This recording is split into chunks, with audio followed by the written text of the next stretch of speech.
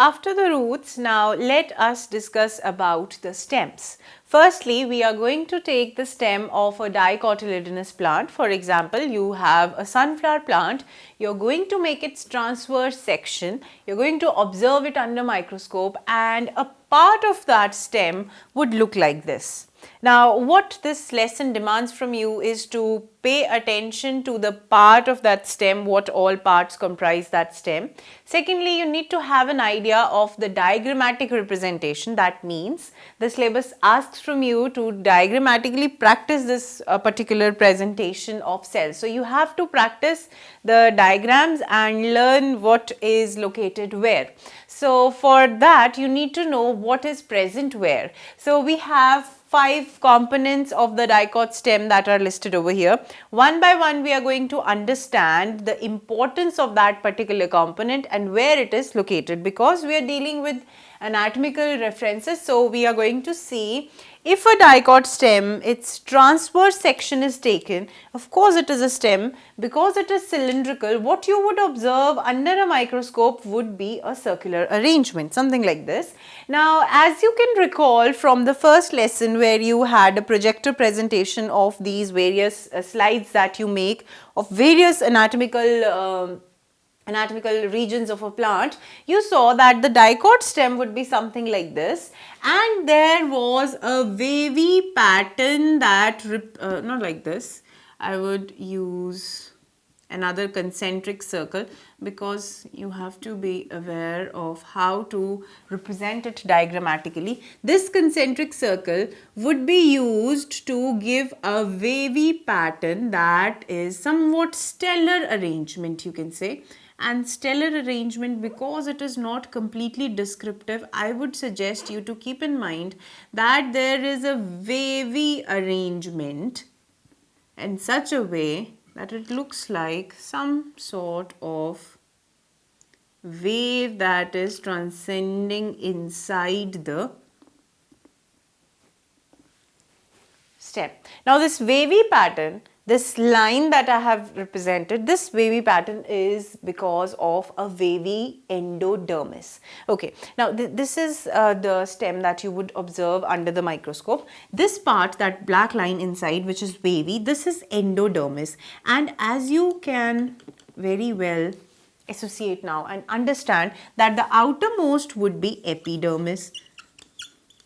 So, we have an epidermis and an endodermis. Epidermis is circular while endodermis is wavy. In between the epidermis and endodermis, we have a region of parenchymatous cells which is known as cortex. So, the first 3 things that we have to remember is that the outermost layer is epidermis, which is followed by parenchymatous cells of cortex, and the cortex ends in a wavy endodermis. Now, what lies below this wavy endodermis? Wherever there is a trough in the wave, you know what is trough and what is crest. So, where there is a trough in the wave, that region would house a vascular bundle. Now, what sort of vascular bundle, we are going to discuss that, but for now you can just remember that a vascular bundle would be located over here, one would be here, one would be here, like this. You are getting a pattern.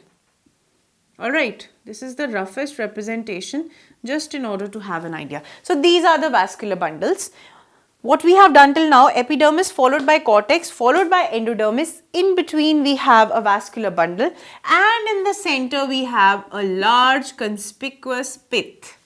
So, this is what a dicot stem is basically, an overview if I would say. Now, what we have represented over here, it does not seem so simple as we have drawn here. So, we take a part of this region and draw it over here. This is what has been done.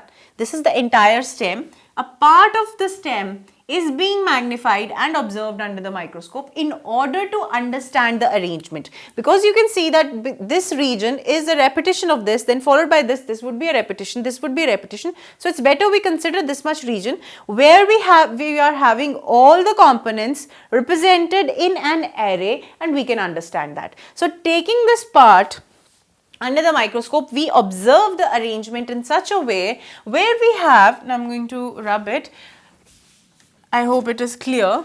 This was clear even in the first projector lesson where you got an idea what a dicot stem would look like under the microscope. Now the outermost layer, as you can see, this red line that lines the outermost layer, that is single layered cells. So the single layered cells would be called as epidermis, outermost layer, which will have a layer, thin layer of cuticle that would surround it. Now this cuticle is there, epidermis is there. From the epidermis you can see that there are multicellular projections, unlike epiblema where we had epidermal cells only elongating their cell walls and forming the root hair. Over here we have multicellular projections known as trichomes. Please remember this term. These trichomes are otherwise known as root hair, stem hair. Now, why is this name stem hair, though it is not having any parallel with the root hair? Just because we use the term root hairs over there, and because they are epidermal extensions, these are also epidermal extensions, so we call them stem hair, alright. But the point of difference is that they are they are multicellular firstly, secondly they are covered with cuticle, and both the conditions are not present in the case of root hairs, which is unicellular, and at the same time there is no cuticle which is present. So the first point of difference you have over here, that there are trichomes which are multicellular. Do remember that I am mentioning over here. So as long as you see me, the multicellular word is also in your sight so that you remember it. So the trichomes are multicellular stem hair extensions of the stem epidermis. Moving further, we have the cortex. Now in the cortex, it's better if you understand it in terms of three regions. See, the innermost region is the endodermis. Over here, the cortex ends. The other name for endodermis is starch sheath. Remember it. Now sheath is something, single layered sheet. This starch sheath, why endodermis is called starch sheath? The reason is because its cells are rich in starch. So we have the endodermis, which is otherwise known as starch sheath. Talking about this region, from the first layer below the epidermis till the endodermis, we have the region known as cortex. So this, not over here, over here I am writing that this region, this green region is known as cortex till the endodermis, okay. Now this cortex has the uppermost layer, 1 or 2 or 3 layers I would say, known as hypodermis. See, all this is cortex only, but we have the different terms.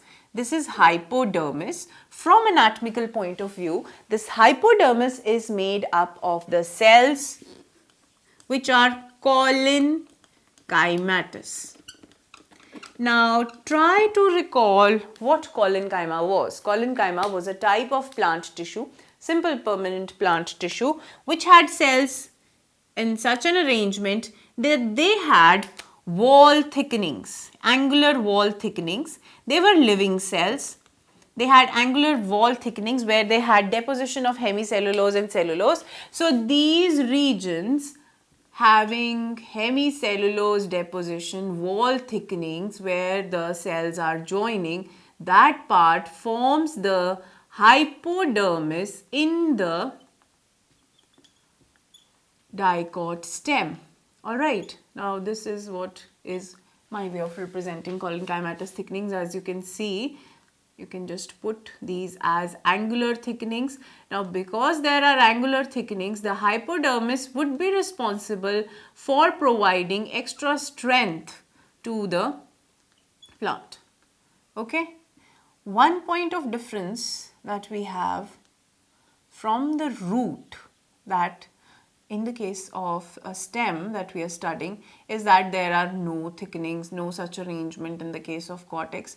And because we are studying the stem and because it is dicot stem, the main points of difference would be at the level of dicot stem and monocot stem. So do remember, the hypodermis in the case of dicot stem is collenchymatous, where the cells are having parenchyma. That's why I have used green color for the representation. But at the same time, they have angular thickenings and they are responsible for providing the mechanical strength. Now, this is hypodermis. This hypodermis varies in the case of monocot stems, how that we will come to know. But for now, do remember it is made up of monocot. It is made up of colony cells. Moving further, there is a layer. There are many layers in fact of parenchymatous cells which may have oil ducts in their arrangement, which may have many intercellular spaces or less intercellular spaces, and that particular region forms the cortex. So we have hypodermis, cortical layers and endodermis which form the cortex basically. Alright. Now in the cortical layers you have to remember that the cells would be parenchymatous and they may have oil ducts which are responsible for releasing oil, and at the same time they are responsible for performing photosynthesis as well.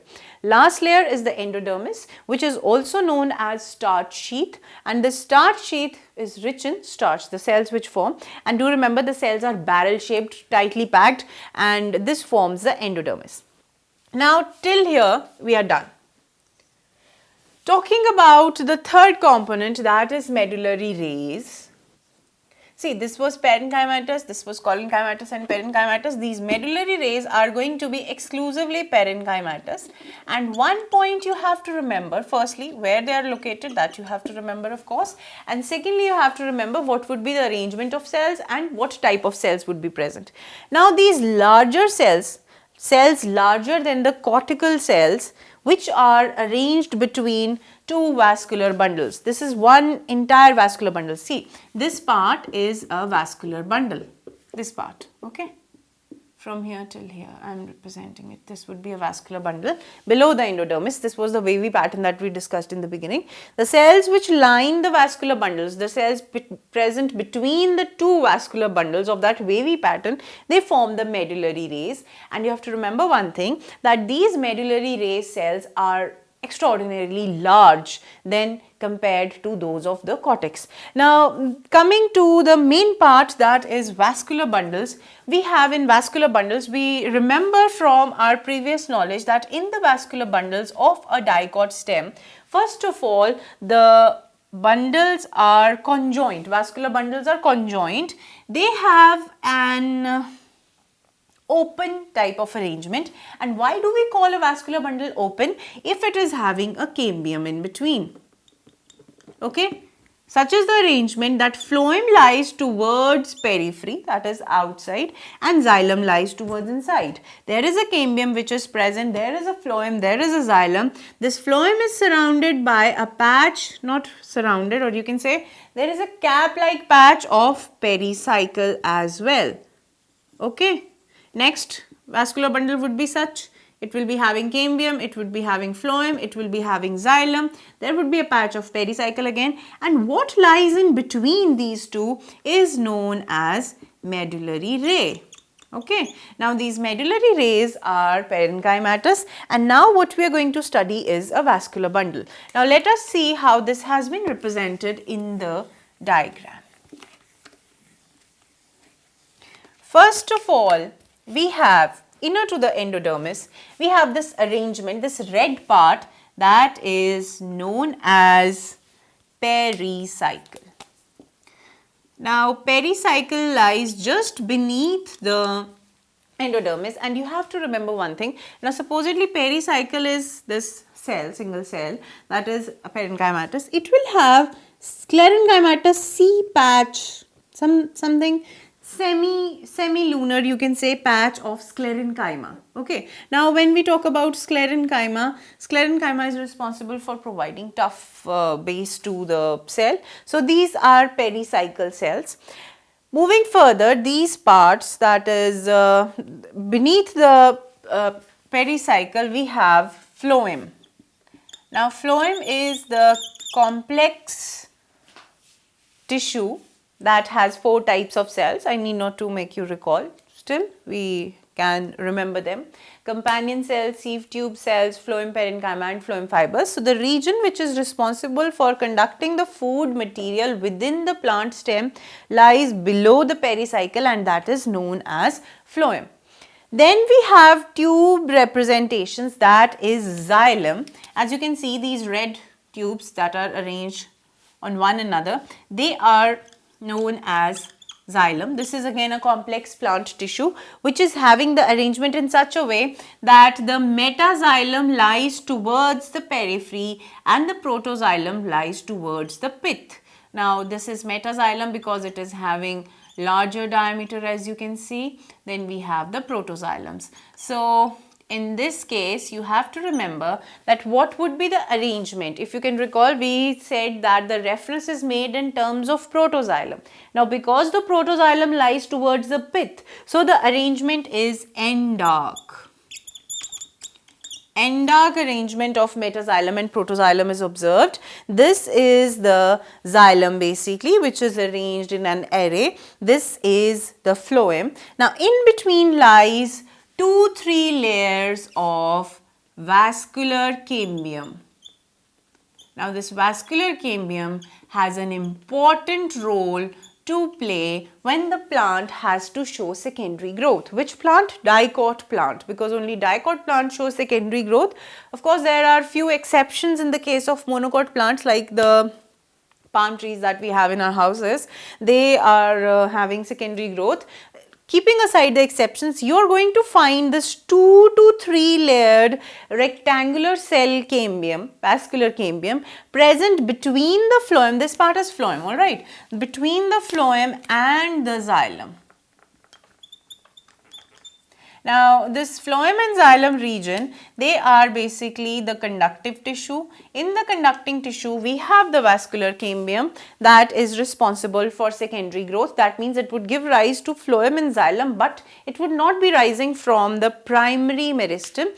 And inside to all this lies a huge conspicuous pith which is having lots and lots of intercellular spaces, huge area, and there is arrangement of all these vascular bundles in such a pattern that it looks a wavy structure where all these are arranged in a concentric way. Now the vascular bundles are conjoined, you have to remember. The arrangement of xylem is end-arc because protoxylem lies inside. There is a vascular cambium present in between, that means the vascular bundles are open.